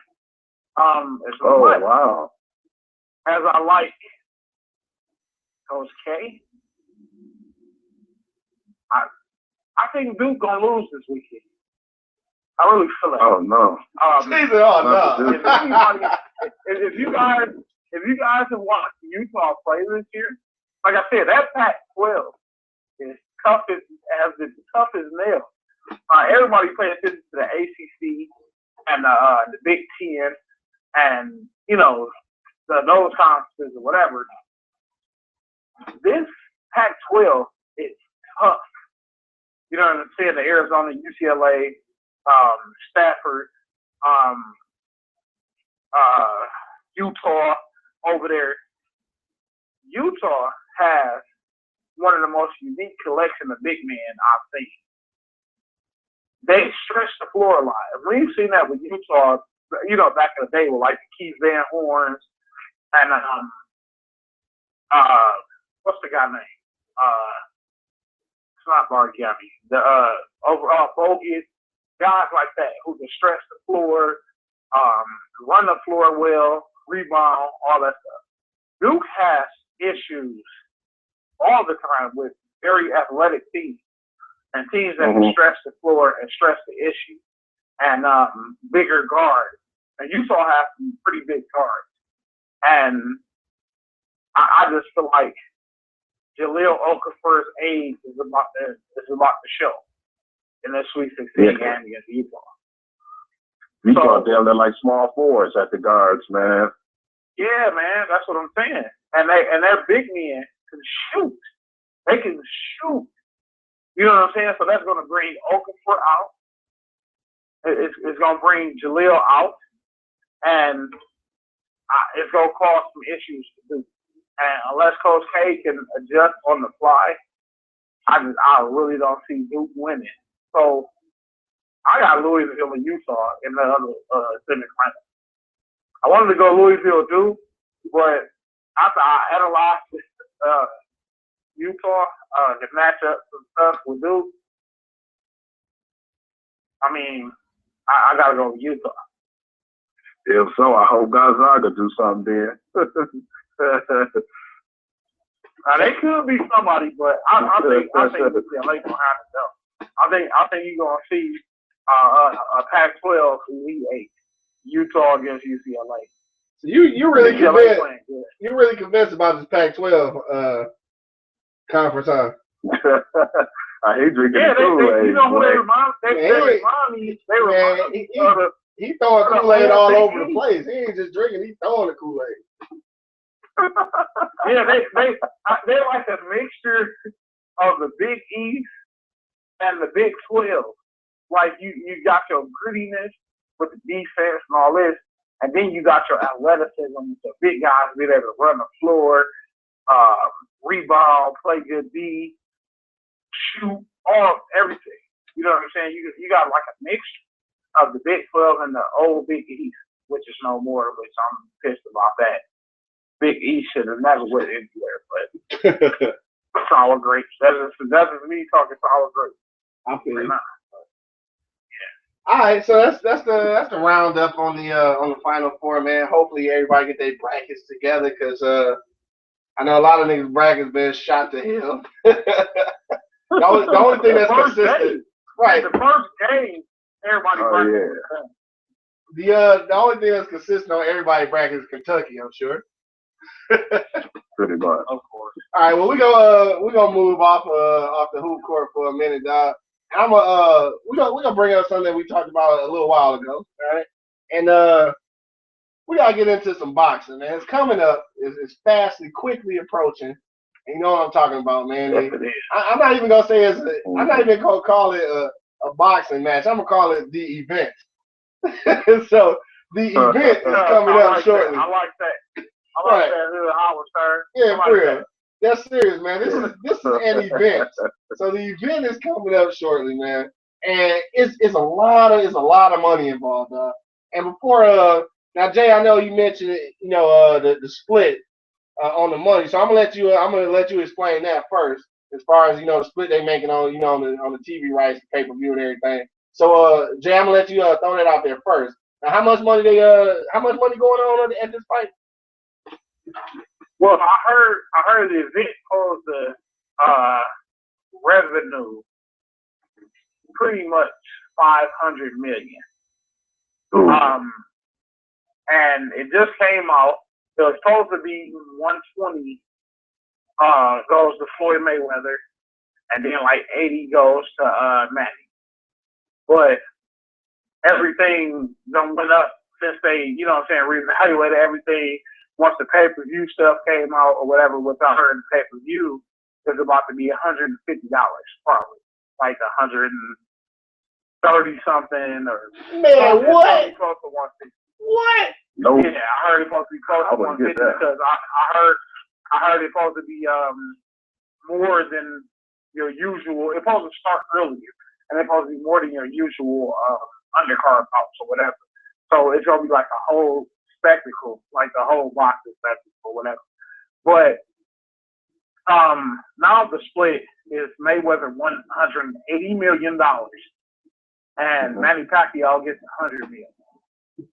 Oh, wow. So those are the splits. Okay. All right, now with that in mind, I mean, obviously it's a lot of money going on. I want to jump on that real quick. This wasn't even initially part of the discussion, but Hugh, I already heard you say hell to the law. You ain't doing it. But nope. What you think that's gonna do to to boxing fans? I mean, it's already getting ridiculous. I mean, it's already $69.95, and then you gotta pay the extra 10 for the high definition. Now you're talking about $130. Like, do you think that's gonna cut down on the people that's actually gonna see the fight? Jay, I'm gonna throw that one on you. People will go other places to see it. Right. You're gonna go other places somewhere. Now those bars gotta pay that bread too, though. So they gotta make it up on the back end. The floor's gonna be packed. Right. I want to see that shit, but I don't know if I want to pay $130. I don't know, man. I don't think I want to do that. Right. I mean, you gotta have to put like 10 people together. We all have to put in $13. Man, I don't know. I ain't doing it. I'll pass out if it was a draw. Oh, for real. So with that though, with all the money, because obviously, you know, all that money is going somewhere. So I know this is something that Jay mentioned too, though. With all that money, all the money that's not only going on with the pay-per-view, but just period, all the money that's being generated off this event.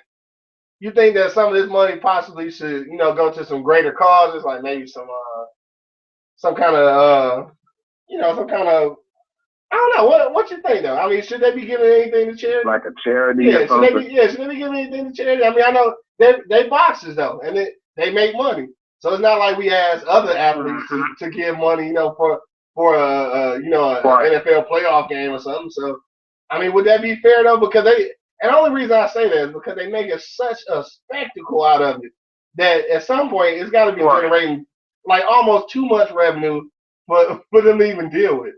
So, I mean, Jay, what you think about that, dog? Should they be giving something to charity? With up to, because like I said, the whole thing is supposed to come to about 500 mil, and I really feel like something charitable should be. You know what I'm saying? They should do something, donate something to some kind of charitable, because that's like a whole lot of money for a boxing match. You know what I'm saying? So I feel like you have to reward the people some way, show the people that you're human, and you know what I'm saying? Because this is an absurd amount of money. Like if you really look at it, for somebody to go out here and box. And what if the fight only lasts 1 round or 2 rounds? Or, you know what I'm saying, somebody hold, or somebody break a hand, or you know what I'm saying, twist the ankle, or whatever. You know what I'm saying? It's boxing. Right. So if that shit happens, it's a wrap.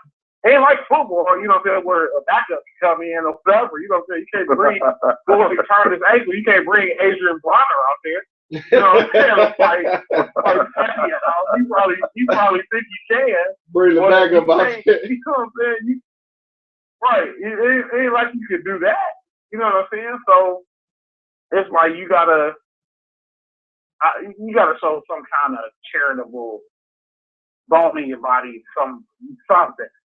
You know what I'm saying? I'm giving to the cancer fund, give to the kids or something.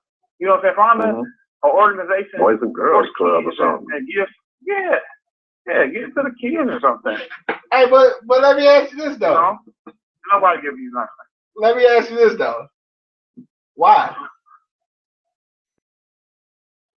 You said why should they? Yeah, why? I mean, it's their job. I just feel like it's part just giving back because, like I said, just shoot. When is any other time a goddamn boxing match $130, $40, $40 to $50 on table or anything? So the people are buying it.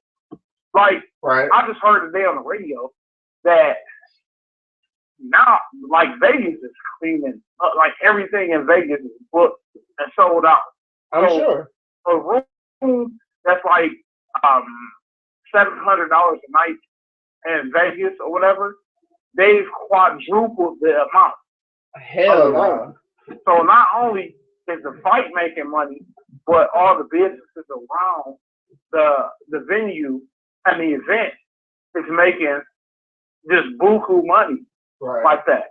So I feel like that's a lot of money.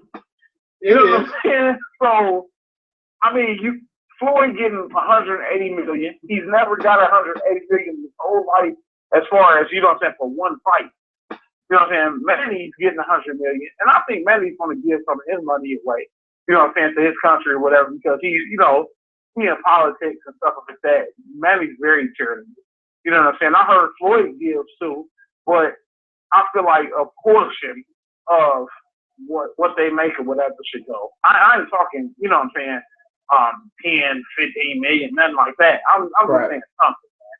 Right. I mean, even the 1% of that shit. Charity or something, because it's just a lot of goddamn money. It is. It's a lot of bread. Too much money. Yeah, it's a lot of bread.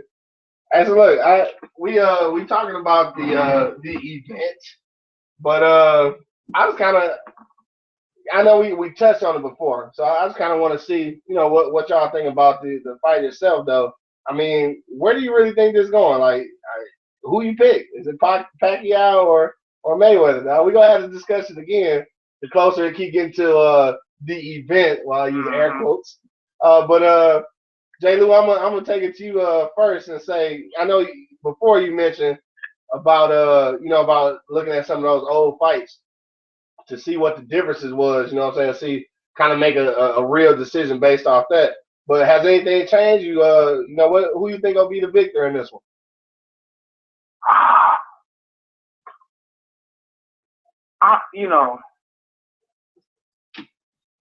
I mean, if Vegas don't choose, I'm trying to say this without getting frustrated because I like to talk about it. I'm an old school boxing fan. I'm pretty sure you are too, Hugh. And Hugh, you probably an old school guy too.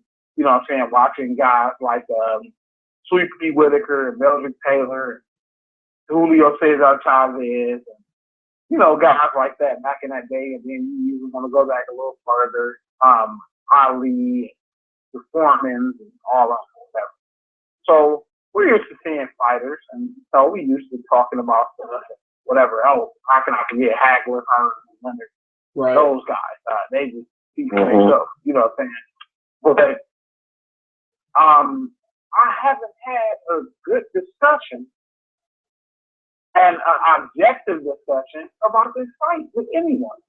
Because it's almost like, okay, I'm a Mayweather fan, so I'm going to just ride Mayweather all day. Like, we can't dissect the whole thing. Like, just dissect the fight or whatever. You know what I'm saying? And to be totally honest, I really think Pacquiao is going to give it to Mayweather. But I really think Mayweather is going to win. Looking at everything, and I went back actually to the Zab Judah fight when Floyd fought Zab Judah. And if anybody knows boxing, like been following Floyd hasn't fought a left-handed fighter. The first time he fought a left-handed fighter since Zab Judah, I think, was probably about a year or so ago. And he fought Zab Judah back in 2006. Right. I think it was. I think it was like 2006 he fought Zab Judah. And he waited like 6-7 years to fight another left-handed fighter. And I found out why. You know what I'm saying? He had a hell of a time with Zab Judah.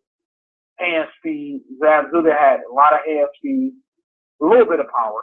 He can have Pacquiao power, but he had a little bit of power or whatever. But I think in that fight, what I was able to grasp from that, Floyd was able to figure it out. He figured it out. He figured out how to attack Zab Judah.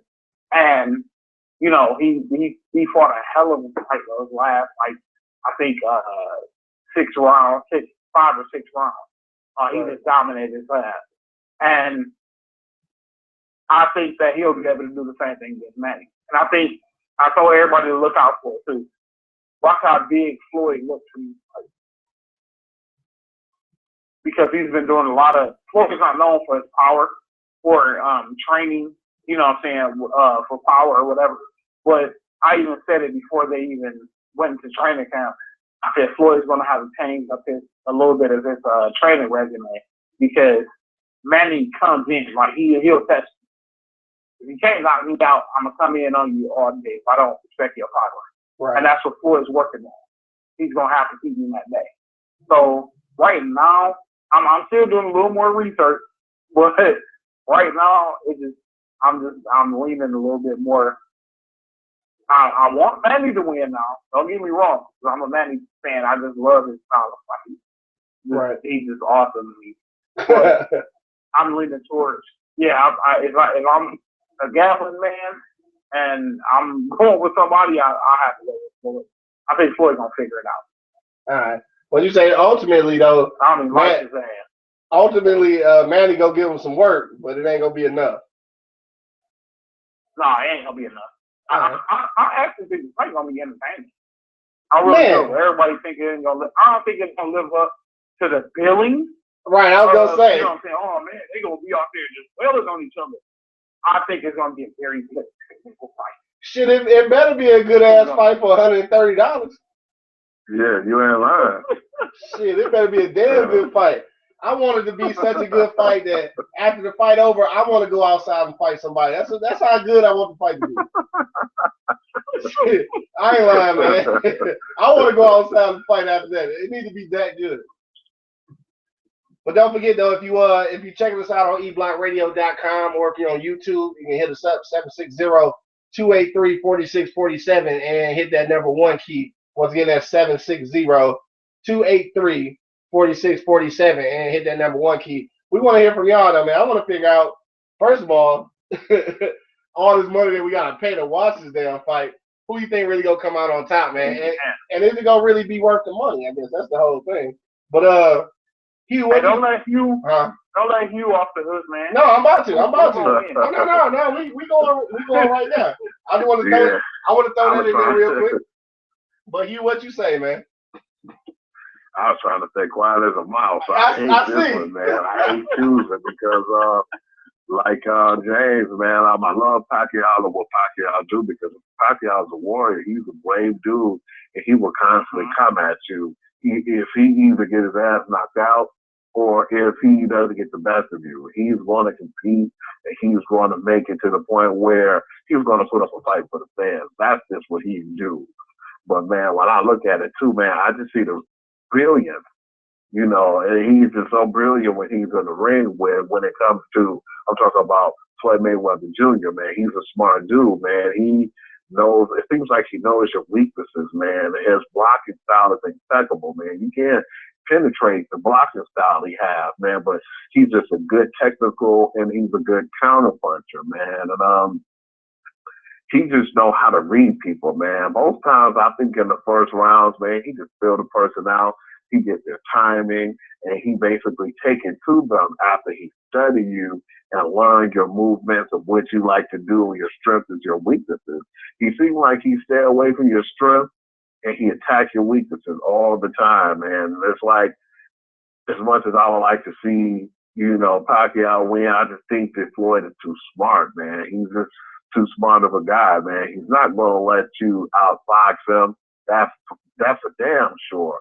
But he's not going to let you embarrass him either. He does the embarrassment part of the fights, man. And I don't think that I would ever see Manny get embarrassed, but I definitely think in this fight, man, Manny's going to be in a situation where he's going to have his hands full, man. But at the same time, going to Pacquiao, man, his power, man, it's like this is the only fight I've seen besides like a Zab Judah, you know, where a guy has like the footwork, he has the speed, and he has power too. He has all this combined. He has way more power than Zab too, man. So it's gonna make it an interesting fight, man. But as much as I am a fan of Pacquiao, and it hurts me to say it, I just think Floyd is too smart, man. He's too smart of a fighter, and he's too good of a technical fighter, man. And he just basically put it all together, man. He's not going to get embarrassed, and he's not going to let you outbox him. He's not going to let you show him out, man. I'd really be surprised if Manny come in, put some work in on him, and knock him out. That would surprise the hell out of me. I would love to see that, but it's just Floyd is too smart for that, man. He's too smart for that BS. I definitely want to see that for $130. Shit. Somebody got to get knocked out for 130. No, somebody got to get knocked out. Even if it's somebody who at the fight party, man. They got to get knocked out, man. Whatever. $130. Knock the ref out of somebody, right, man. Somebody got to get knocked out for 130. Right. Real, man. Hey, we coming to a close here in just a moment, though. So if you're on eblockradio.com or if you're on YouTube, man, hit us up, 760-283-4647 and hit that number 1 key, man. We talking about that Pacquiao and Mayweather fight Real quick, fellas, before we get out of here, man, I want to throw one more topic in there. Still about the same things. We're still talking about Pacquiao and Mayweather, but something that we talked about when we first brought it up, a few weeks ago, and it's just this with all the major buildup. I mean, just for this fight by itself, not to mention all the hype that was behind it before when it never actually materialized. At this point, even if Mayweather does end up winning. Like, is it gonna have the same effect since he put it off for so long? Hugh, what you think about that? I don't think so, man. I think it would have been better if they fought in their primes, man. When Manny was like murdering people at the, top of the iceberg when he was that guy. Right. And Floyd was just basically winning and doing what he normally do on a regular, man. Just basically outsmarting boxers and making them look bad, man. I think in that time frame, like 5-6 years ago, like we talked about, if he fought him then, I think it would have been a bigger impact because of the fact is, Floyd could be like, I don't got nothing to prove once he fought the other fight. Hell, if Floyd wanted to retire then, because Floyd retired then, came out of retirement to fight. Then he finally going to fight, Pacquiao. If he fought Pacquiao back then, and then decided to retire, I'd have been like, hell, man, I don't got nothing else to say. I can't really trip out and be mad because, Floyd retired. I'd have been like, I'd like to see him back out there in the ring. But if he would have beat him back then, Pacquiao, when he was like destroying people, right? Like when he looked like a mini Drago from the Rocky movie, I'd have been like, hey, man, this dude don't have nothing else to prove, man. I would have looked at it that way, but I just don't really think that now that it's going to have as much of an impact. We'll know who the better fighter will probably be. Hell, if it don't go to a draw, Lord forbid that happens. But I just don't really see it being as big of an impact now. Right. What you say about that, Jay? Man, I don't, y'all have no cracking up, man. And I kind of lost my train of thought because I was looking at the pictures of some naked women. Okay. Oh God, I hope I heard it. Oh God, y'all just saw what I just saw. Oh. What was the question again? I'm sorry. Damn, I want to know what you was looking at now. Yeah, man, we curious. All right, man. Maybe we'll say that for another show. No, but the question though was, with them pushing it back so far, and it's not happening. All right, I got you. Okay, you got me. All right. Oh man, I got you. If Floyd wins with it, yeah. You know what? I really don't think it's a takeaway from it. I think he'll really, really hush his critics up. I really do, because even though both of them are up there in age, they're still athletes, and this is their craft. You know what I'm saying? They're boxers. They've been boxers since they were little boys. You know what I'm saying? They know how to train for a fight, and they know how to get in there and entertain people, and how to put on a good show. So I just feel like if Floyd does win, you know what I'm saying? I feel like everybody would be, like I told y'all, you know what I'm saying? He's going to be back, or whatever, or what have you. I think, personally, that it'll hurt him. It's going to hurt Floyd more if he loses, I think. And he's going to get criticized even more for being scared. That's why he really didn't want to fight him, because he kicked your ass. Or, you know what I'm saying? That is true, though. That's true. I really think, because you got to think about it. I was telling people that. I said, when you go to the technical part of it, I think Floyd will win. But when you look at it, and you put everything together, and you know what I'm saying, you make this whole, little meal out of everything, Pacquiao has nothing to lose. Nothing. He ain't got nothing to lose.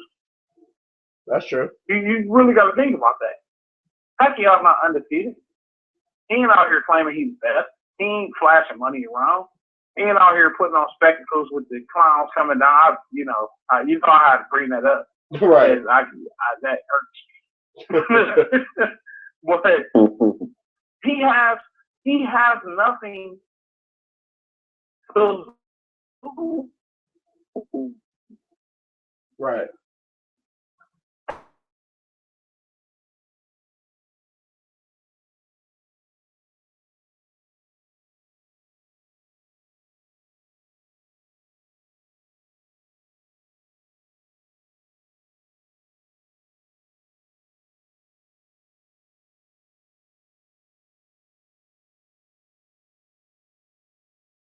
He got nothing to lose. My bad, I lost you for a minute, Jay. I ain't hear you. Everything. He has pretty much everything to gain, and Floyd has everything to lose. His undefeated streak. He's gonna get criticized more for having cupcake fighting slower fighters, and you know what I'm saying, putting off this fight for 5 years and all that. He's gonna get criticized so much. Right. I agree. Floyd might be nervous for too long.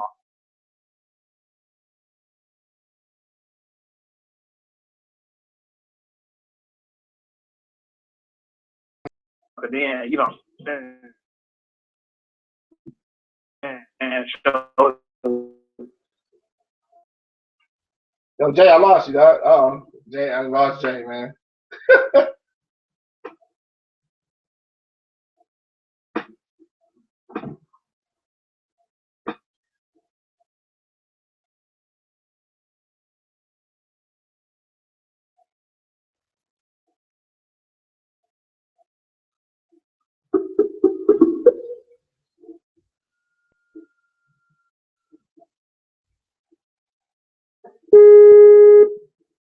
Welcome to Blog Talk Radio. Please enter your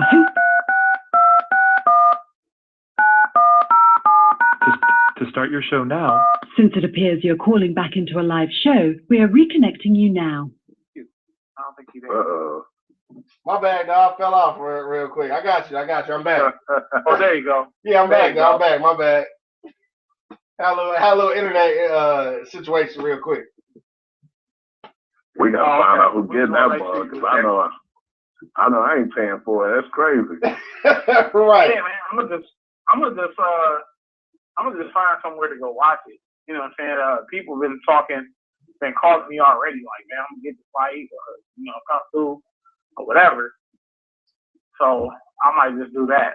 Yeah, we gotta do that, and then probably go have to ante up and put some money together. Ain't no way in hell I'm paying $130 by myself. Oh, right, dude, I understand. And then that shit goes on your cable bill. So your cable already enough. Right. You know what I'm saying? And then you got to pay an extra $100 that week. You right. Know what so that month. So next month your shit gonna be cut off. Yeah, it's probably not a good look. Or if you do buy it, you better charge some people. Right, you better charge people. Like how Martin was doing. Right. In one episode. For real, dog. Yeah, I ain't lying. I have to do that, man, for $130. Yeah. Hey, on that note, though, fellas, we had a great show today. Talked about some NBA, some NFL. Always got to throw in the NCAA right now. You know what I'm saying? Got back to the Pacquiao fight. Most definitely. So yeah, went all the way around the world this week, and also we was able to stay on for the whole 2 hours thanks to the wonderful producer on this end. Oh yeah. But on that note, props today. Right, for sure. On that note, though, I mean, we about to get up out of here, but ain't no Empire on, so I don't know what y'all gonna do tonight. Look at some NBA action. Right, that's the only thing you can do now. Ain't nothing else going on. But it's almost time for opening day too for the Tigers, man. So Hugh, I know you're a little excited about baseball coming back. Oh man, I can't wait, man. I've been waiting for that. Right. Yeah. Definitely gonna get into that in the next few weeks, though. But on that note, man, I want to thank everybody that checked us out on eblockradio.com, everybody that checked us out on YouTube, you know what I'm saying, everybody that's checking us out later on the replay on www.eblockradio.com, you know what I'm saying, thanks for that love. So we signing out, man. It's your boy, the Hood Howard Stern Q Lewis, with the host with the most. I gotta put the plural on it. I got my man Jay Lew and Hugh in the building, man. Holding it down, man. We gonna holler at y'all next week. Be safe out there, man. You know what time it is. All right, fellas. Peace out, y'all. Y'all have a good week. For sure. All right, enjoy the week.